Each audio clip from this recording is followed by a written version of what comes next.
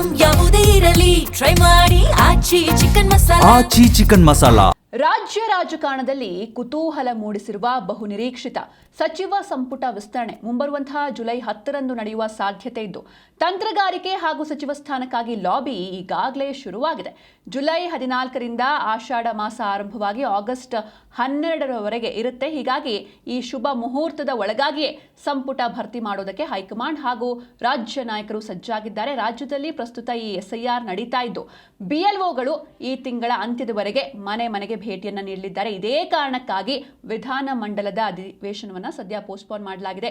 ಕೇಂದ್ರ ಚುನಾವಣಾ ಆಯೋಗ ಆಗಸ್ಟ್ 5ರಂದು ಕರಡು ಮತದಾರರ ಪಟ್ಟಿಯನ್ನ ರಿಲೀಸ್ ಮಾಡುತ್ತೆ. ಆ ನಂತರವೇ ಮಳೆಗಾಲದ ಅಧಿವೇಶನ ಸಮಾವೇಶಗೊಳ್ಳುವಂತಹ ಸಾಧ್ಯತೆ ಇದೆ. ಇನ್ನು ಮತ್ತೊಂದು ಕಡೆ ಆಗಸ್ಟ್ 15ರ ಸ್ವಾತಂತ್ರ್ಯ ದಿನಾಚರಣೆಯಂದು ಎಲ್ಲಾ ಜಿಲ್ಲೆಗಳಲ್ಲೂ ಆಯಾ ಜಿಲ್ಲಾ ಉಸ್ತುವಾರಿ ಸಚಿವರು ಧ್ವಜಾರೋಹಣವನ್ನು ಮಾಡಬೇಕಾಗತ್ತೆ. ಹೀಗಾಗಿ ಅಧಿವೇಶನ ಹಾಗೂ ಸ್ವಾತಂತ್ರ್ಯ ದಿನಾಚರಣೆಗೂ ಮುನ್ನವೇ ಪರಿಪೂರ್ಣ ಸಂಪುಟ ರಚನೆ ಮಾಡಬೇಕಾದ ಅನಿವಾರ್ಯತೆ ಸರ್ಕಾರಕ್ಕೆ ಎದುರಾಗಿದೆ.